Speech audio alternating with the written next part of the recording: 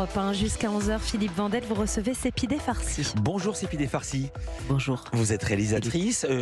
J'avais le choix, je ne savais pas vraiment. Vous êtes iranienne, française ou franco-iranienne? Iranienne, je le suis. Française, je suis devenue. Et voilà, et je suis un peu les deux. Vous avez les deux passeports, donc. Vous avez quitté l'Iran en 84 à 19 ans. Je donne votre âge parce que c'est important de le comprendre. Vous êtes devenue réalisatrice, notamment de documentaires. C'était à partir de 98 et puis de fiction avec Rêve de sable, c'est en 2003. En 2009, c'est très important. Vous tournez Téhéran sans autorisation. C'est un documentaire filmé avec un téléphone portable interdit en Iran, tout comme vous, mais il a été vu en Iran et c'est depuis 2009 que vous êtes interdite de séjour, si j'ose dire, là-bas. Oui, on peut dire. C'est-à-dire que si j'y vais, je crois que je serai. Vous êtes arrêtée à la descente de l'avion. Possible, Voilà. fort possible. Votre actualité, c'est un film d'animation. Il s'appelle La Sirène. Ça va sortir mercredi le 28 avec une musique d'Éric Truffaz. C'est assez magnifique pour être souligné. Film d'animation, mais pas un dessin animé pour les tout petits.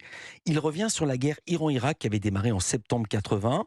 Et vous avez paradoxalement choisi le dessin pour pouvoir tout montrer, y compris les horreurs de la guerre. Et oui, l'animation donne cette distance nécessaire pour pouvoir justement montrer l'horreur, pour pouvoir le regarder et pour pas risquer l'artifice. Parce que je ne voulais pas faire un grand film en studio avec des effets spéciaux, film de guerre et vous ne voulez pas non plus que, comme souvent dans ces cas-là, comme on dit pudiquement, la caméra se détourne, sauf qu'on ne montre jamais l'horreur de la guerre et donc on ne peut pas comprendre le ressentiment des populations non, parfois. il fallait le Là, vous montrer. montrez les choses. Absolument, il fallait vous le nommez montrer. un chat. Complètement. Et hier soir, à l'avant-première, il y avait un monsieur qui vient de Hoboken. Il a pleuré, il a chialé. Il a dit, je suis retourné dans ma ville au bout d'une quarantaine d'années. C'est incroyable. Mais paradoxalement, c'est de l'anime, mais c'est très vrai. Les gens, quand ils voient, et il faut montrer ces scènes dures. Il faut mélanger, il faut doser évidemment, mais il faut montrer ça. Hoboken, c'est la ville où ça se passe, on va en parler. D'abord un mot du conflit de la guerre Iran-Irak que certains surnomment la première guerre du Golfe. La guerre démarre le 22 septembre 80. L'invasion de l'Iran par l'Irak de Saddam Hussein, c'est l'Irak qui est l'agresseur. Pour quelle raison? Pour des motifs religieux?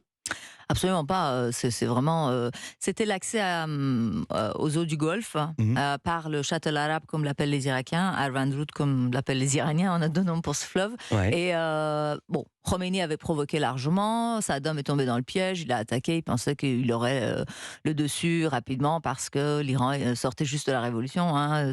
Février 79, c'était juste un an et demi avant. Mais enfin, il se trompait.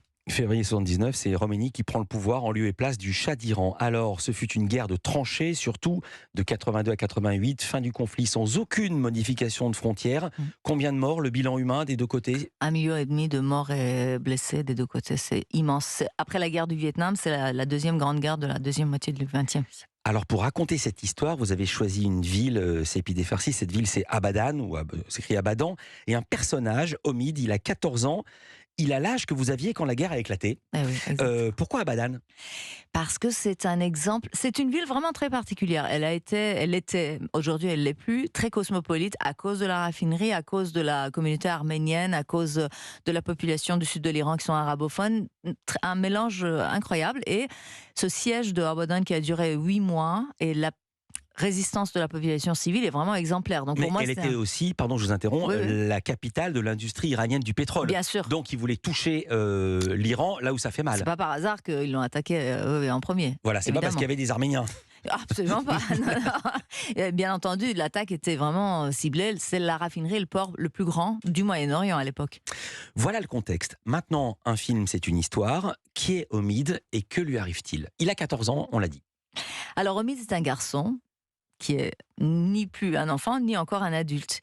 Et il est confronté à ce choix cornélien. Quitter la ville ou rester et faire autre chose, résister, prendre les armes, ne pas prendre les armes, comment faire la guerre, comment grandir. Il choisit de rester avec son grand-père. Il a un coq de combat, il joue de la musique, c'est un gamin, mais en même temps, en lui, il a toutes les caractéristiques d'un héros, mais c'est un anti-héros, voilà. Il peut pas combattre, mais il a une idée, c'est un bateau. Exact. Racontez l'histoire, parce que ça prend son sens que ce bateau s'appelle La Sirène. Oui. Et c'est le titre du film. Et c'est le titre du film. La Sirène, en persan, Pari, qui est le nom du personnage féminin, donc 14 ans, une jeune fille dont il tombe amoureux.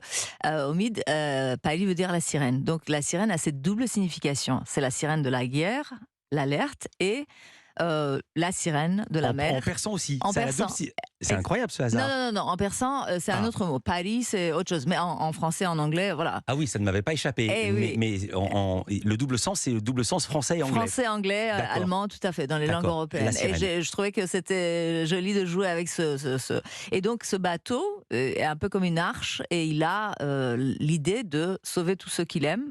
Essayer en tout cas. On verra Mhm.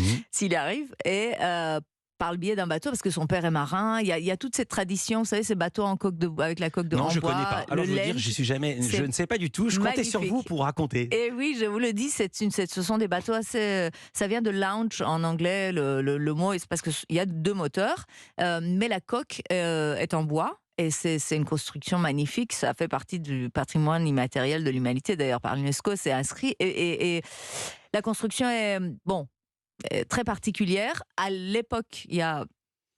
Dans les siècles passés, il y avait des gens qui ramaient sur le bateau avec de la musique à coups de tambour, comme on D'où voit le dans le film. tambour, ça démarre les premières images, c'est un tambour et qui revient assez souvent dans le film comme une scansion, Exactement. y compris pendant les combats. Y compris pendant les combats.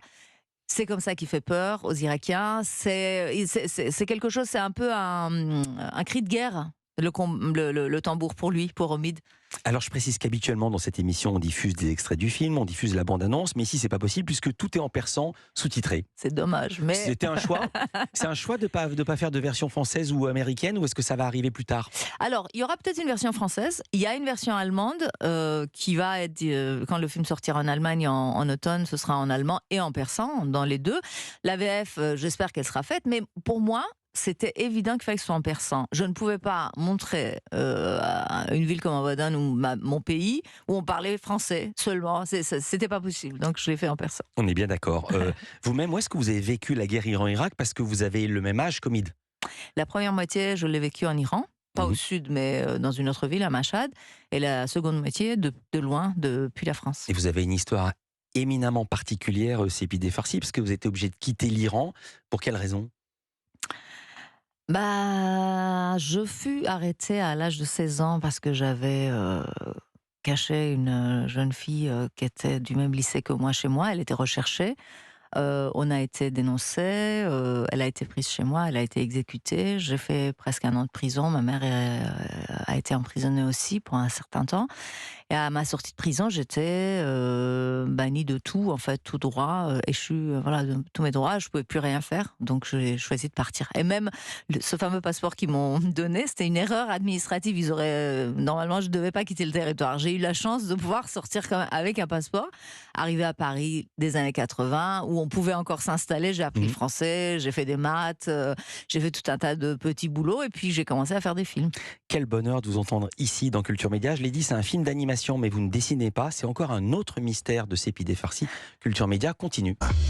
Culture Média sur Europe 1, Philippe Vandel et Sepideh Farsi, la réalisatrice du film d'animation La Sirène, à voir mercredi prochain au cinéma. Vous ne dessinez pas vous-même, Sepideh Farsi, mais vous avez beaucoup travaillé techniquement. Vous dites qu'il y a un gros travail d'iconographie pour que chaque détail soit exact. Les décors, les voitures, les affiches dans la rue, les vêtements.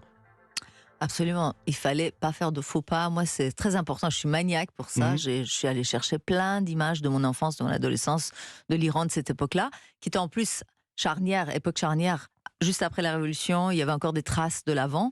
Donc oui, c'était très important. Ce qui m'a intéressé dans ce sujet, c'est que vous dites l'iconographie existe, mais elle est biaisée. Et j'ai appris que vous aviez expliqué à votre équipe, l'équipe du film, comment éviter de reproduire des images de propagande. C'est-à-dire, le régime des mollahs a produit des fausses images historiques. Oui, il y a ça, mais il y a, bien sûr, tous ces gamins ils étaient mis en scène, je veux dire, avec les bandeaux sur le front et les clés du paradis pour qu'ils aillent se faire charcuter devant les canons. C'était une mise en scène. Donc moi c'est la chasse gardée quand même. Cette guerre, ça s'appelle la défense sacrée pour le régime iranien. C'est leur chasse gardée. Il n'y a pas de narratif indépendant. Beaucoup des images qui existent aujourd'hui sont quand même des images mises en scène. Moi, il fallait, en montrant ça à mon équipe qui n'était pas iranien, il fallait que je leur explique, ne dessinez pas ça c'est pas juste, je veux cette image, cette ambiance, mais sans ça, parce que moi j'avais vu le reste, j'avais d'autres récits en tête, mais pour des gens qui ne sont pas iraniens, il fallait quand même faire la part des choses, quoi. Et pour moi, ici, vous nous avez appris quelque chose. En studio, on parlait de jeux vidéo avec Jean Z.